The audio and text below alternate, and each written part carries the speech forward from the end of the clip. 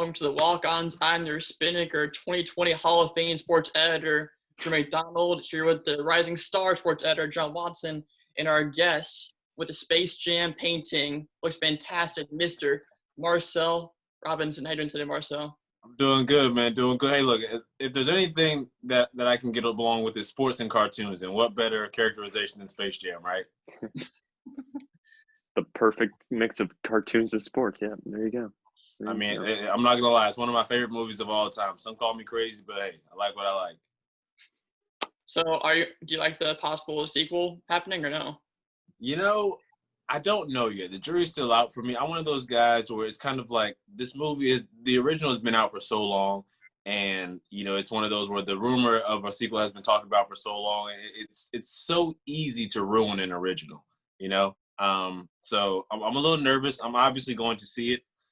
I'm not a huge fan of the New Jerseys, but I mean, we'll have to wait and see. I will withhold judgment until I see the credits, but I'm a little nervous. Not gonna lie.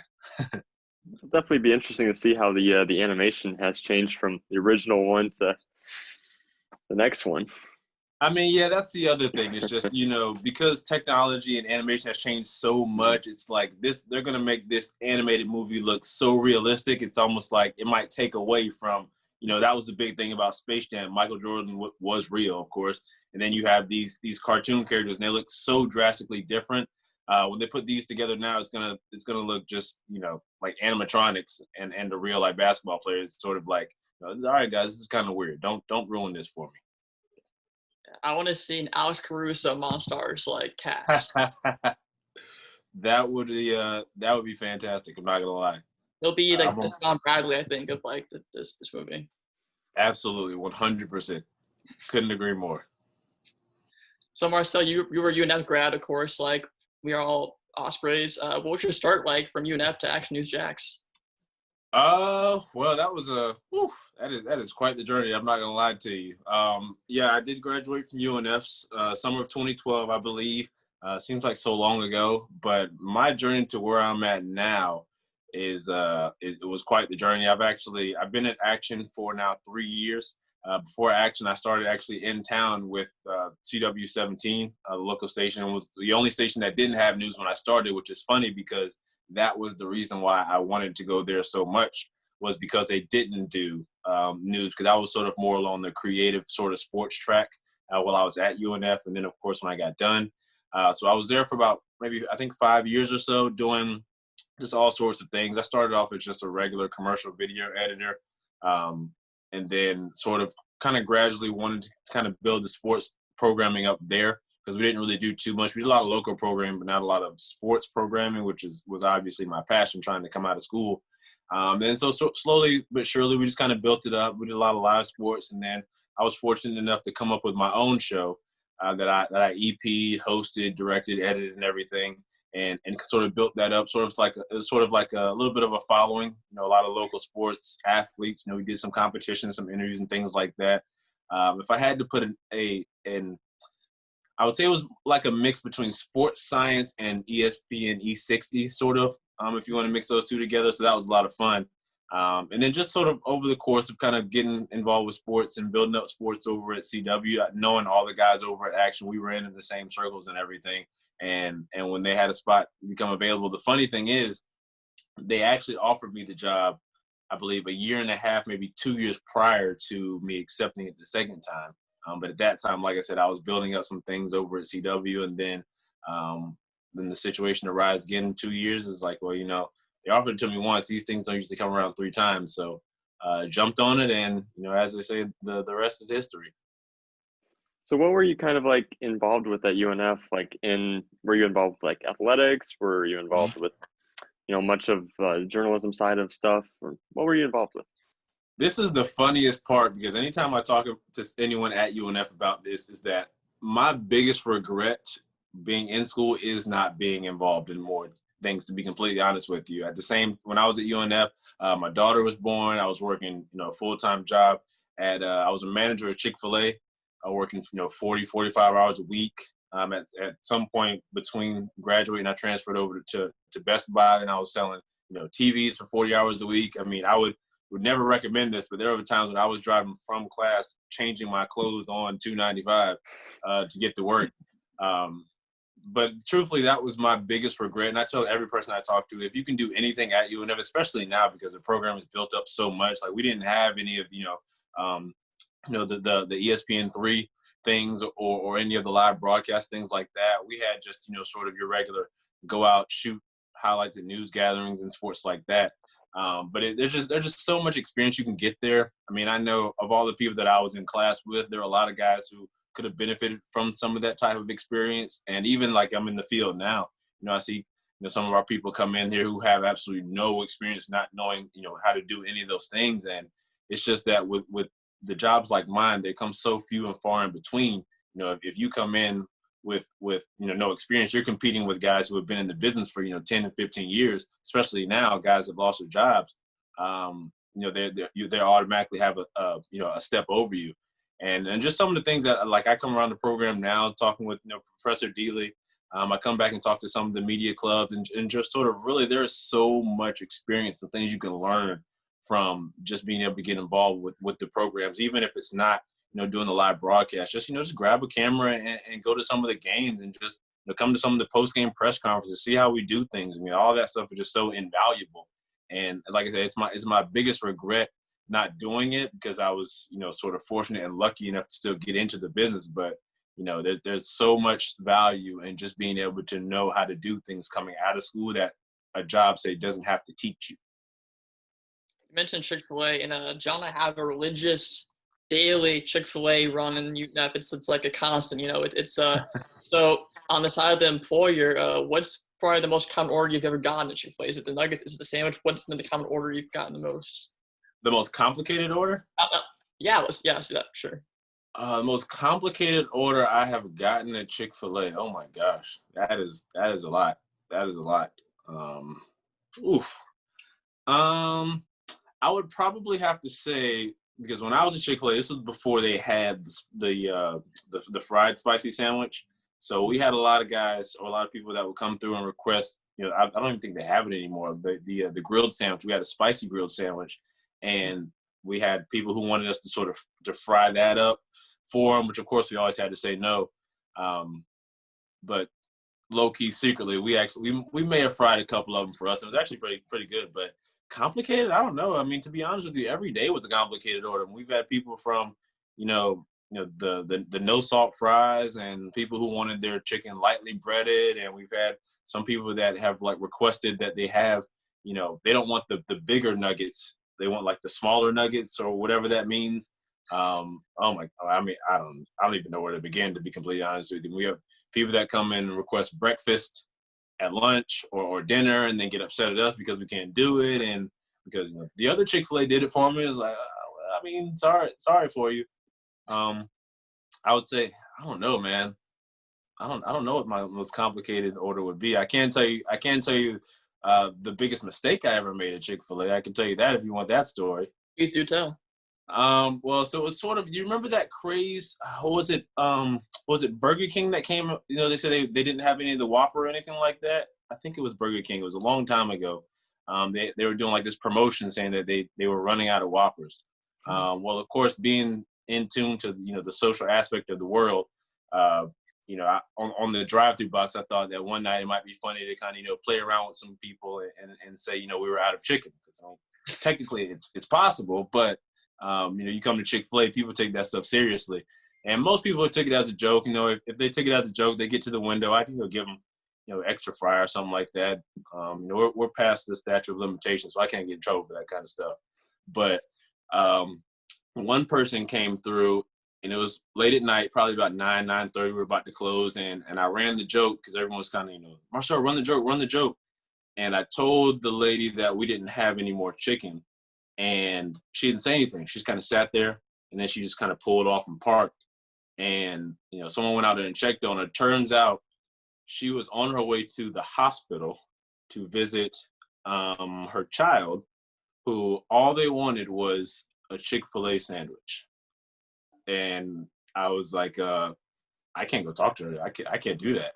We ended up giving her like 6 of them. And she was on her way, but that was the end of that joke. Man, when Drew left me for Jupiter, Yeah, I was it's we love Chick-fil-A.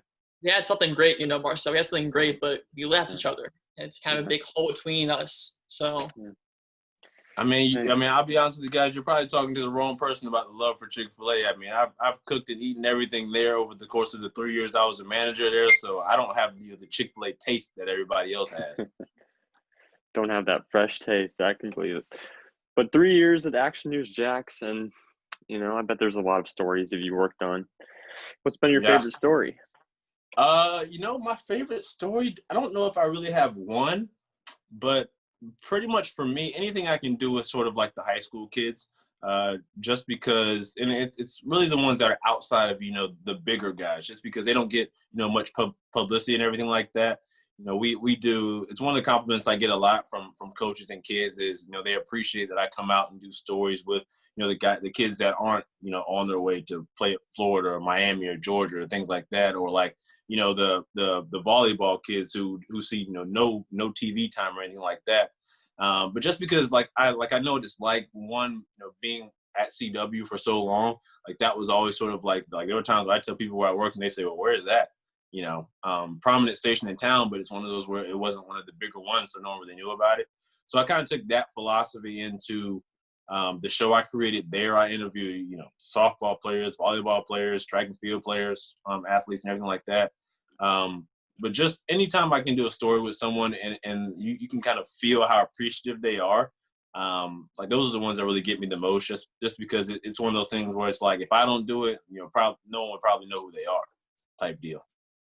I used to play high school tennis in Nevada, and we get to like the state championship, and we'd be like, maybe we'll get some TV coverage this time. It'd be pretty cool. So I can appreciate what you do for the high school athletes. Mm-hmm. Exactly. Trust me. Small fish in a big pond. Mm-hmm. I'm still reeling. Mm-hmm. So I started covering the Jaguars now for Action News Jax. I know that it's kind of different now with social distancing. What have you seen from the team, though, so far this couple of weeks? I mean, they look probably how you want them to look, truthfully. Honestly, I would tell everyone I'm one of the guys where I don't get too sort of wrapped up and kind of, oohs and ahs in terms of training camp, just because it's good because, you don't want them to look bad. If they look bad, then you really have a problem. But at the same time, they're playing in uppers, short, shoulder pads and helmets in most cases. A lot of times just helmets. And it's one of those things where you can't really gauge really everything, but you can see, the fundamentals, the techniques and getting the play calls and everything like that. But I mean, they look probably how you would want them to look. I will say that. I mean, the offense looks pretty good. The days that I've been out there, the offense has won most days over the defense, which, some might say that's a double-edged sword. Is that because the offense is truly that much better, or is it because of the departures on defense? Are they that much worse? But I think it kind of goes both ways. I mean, I think that the team, I mean, look, it's hard to replace all the talent that they lost, but at the same time, I think that they'll be able to come out and do some things, maybe not immediately, but over the course of, time, because like I said, with no preseason game, you really don't know what this team is like. They're going to get out there September 13th and pretty much roll the dice, and we're all just going to hope for the best. Yeah, without that preseason, they're going into the first week with, full contact, and it's going to be interesting to see it on September 13th. But what do you think is going to happen with Yannick Ngakoue? Anything soon? Anything soon? I think we're probably still maybe. It's tough to say just because from knowing him, like I don't know him too well, obviously, just from my interactions with him, sort of traveling with the team in the locker room and things like that. I know guys like him, and once they have their mind set, it's one of those things where it's sort of they're more than likely not going to budge on their position. But I think the problem is because of the way things are shaped up, the amount of leverage that he may feel he has is not as high as he may think. And I think the Jaguars honestly are doing the right thing in terms of they're saying, okay, look, you want to play here, that's cool. We're willing to move you, but it's got to be worth our while. And I think they're doing the right thing in terms of not settling for anything less. I mean, you're giving up a guy who has been successful here, has proven himself, and it's just one of those things where he's you're willing to repair the relationship, but he's not. So at the same time, you're not just going to give him away. They're offering a king's ransom.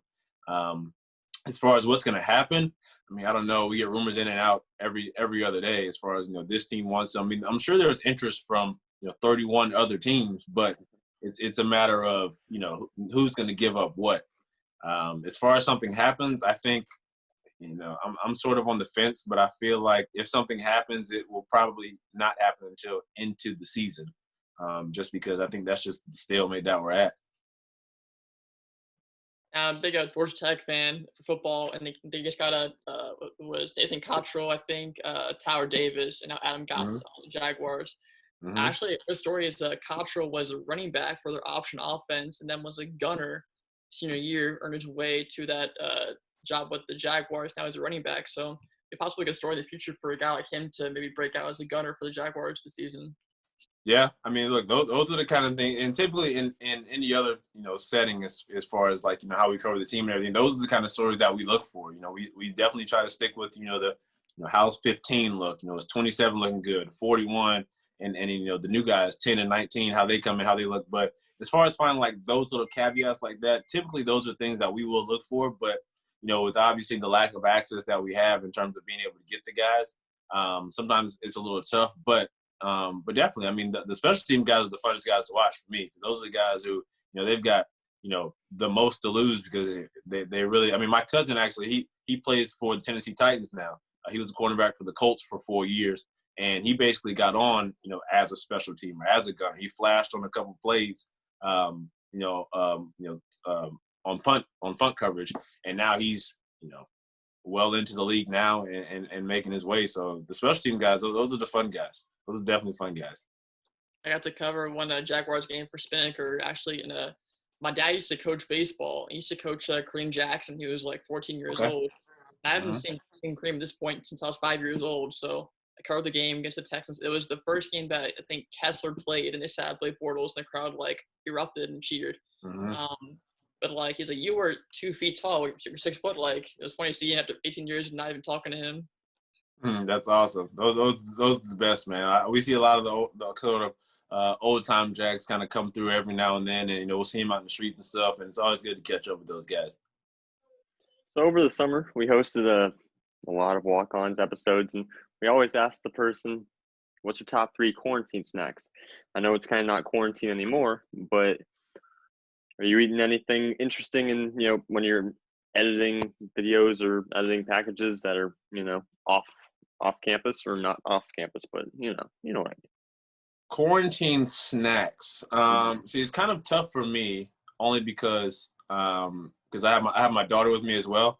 So most of my quarantine snacks are actually her snacks, to be completely honest with you. But if I had to go top 3, what would I say? Because we're trying to keep it fairly healthy. I'd probably say we do a lot of eggs. I would say quarantine. I don't know if it's really a snack because you have to prepare it, but ice cream, of course. More specifically, I believe it's I'm not gonna lie, I think it's the Target brand strawberry cheesecake ice cream that kind of gets me a little bit. Second snack. Ooh. That's a good one, because I'm not really much of a snacker, which is like the complete opposite of all the TV people. Cinnamon Toast Crunch for sure. Definitely got to keep a box of Cinnamon Toast Crunch on hand to boost up the sugar intake to keep me awake. And if I had to go with a third, if I had to punch a third, probably my Greek yogurt, man. My Greek yogurt. I keep that on deck. I'm one of those kind of food prep kind of guys, so I keep all my macros on deck, So, not the sexiest list, but I think that's about where we're at. We had an answer from Kelly Sacco. She's a Marlins in-game like host. She said kale chips were like kale chips, and she's like, yeah, it was bizarre, disgusting, all in one kind of combination, Yeah, I haven't gotten to the kale chips. I can't. I've tried, but I just can't do it. I can't. I'm not that disciplined to get there yet. I don't think anybody is, honestly. It's kind of hard to muster to get that into your mouth, but facts. That's true. So I guess my question is, how do you think UNF has grown, do you think, since you left and where it is right now? Oh my goodness, as just the program or the school in general? The school.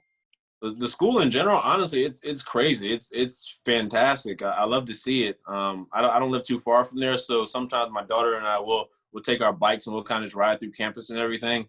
And it's just, we were actually riding through there maybe a couple weeks ago, and it's just crazy to see how, when I was in school there, none of those things were there.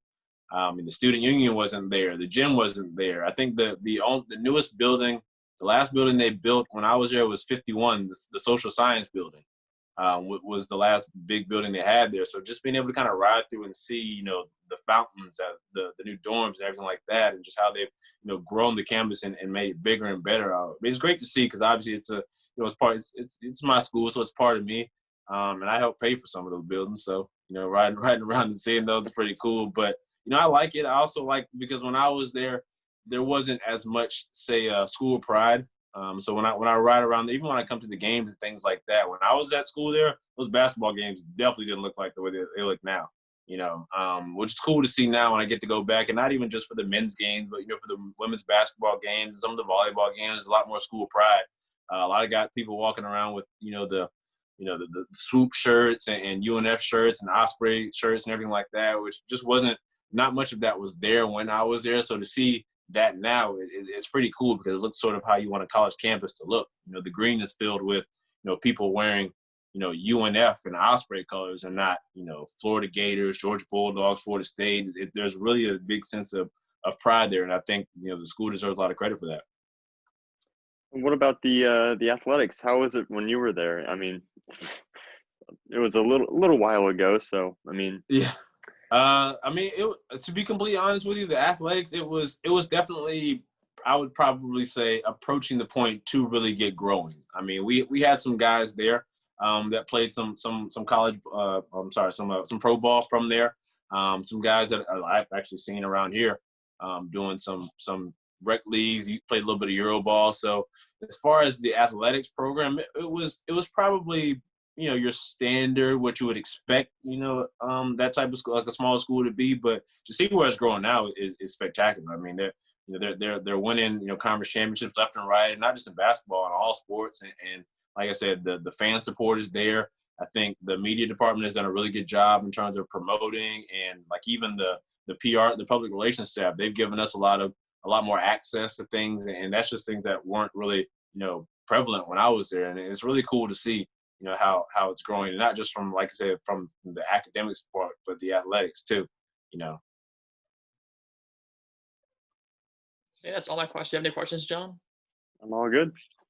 Well, thank you, Marcel, for coming on to Walk Ons today to talk about Space Jam, discussing kale chips and the growth of UNF, but appreciate your time today. Absolutely, man. Anytime, anything I can do for a fellow swooper, we're out here.